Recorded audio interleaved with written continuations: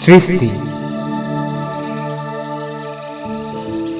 বসন্ত দেখিছা, এই যে নতুন নতুন গন্ধৰ শুকান ধূলিবোৰ, নতুনকৈ ভিজাৰ সুবাসবোৰ, আৰ্দ্ৰ চাৰিওদিশ মৰমৰ নতুনত্বৰে পৰিপূৰ্ণ।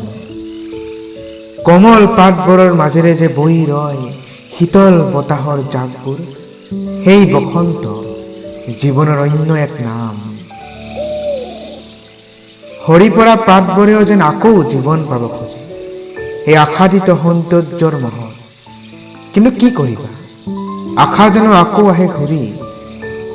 জনা অৰণ্যৰ পৰা বহুত দূৰত মই, তথাপি কাণত পৰে সিহঁতৰ অস্পষ্ট কোলাহলবোৰ। মইতো আছিলো এদিন এই কোলাহলৰে অবিচ্ছিন্ন অংশীদাৰ। কিন্তু মই জীৱন পালো, গুচি আহিলো সেইখন পৃথিৱীৰ পৰা বহু নিলগত শান্ত জীপাল এখন নতুন পৃথিৱীলৈ। তুমি হয়তো নাজানা, জ্বলা জুই একুৰাৰ ওচৰত উৰি ফুৰা ফিৰিঙতিবোৰৰ দৰেই মই সদায় থাকো আশে পাশে আৰু কেতিয়াবা ভিতৰত।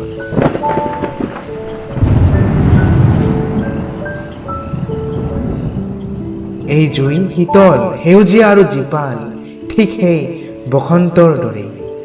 এই উষ্মা বৰ অমূল্য, ইয়াতে আছে মোৰ জীৱন, মোৰ চিৰ যৌৱন আৰু মোৰ সৃষ্টি।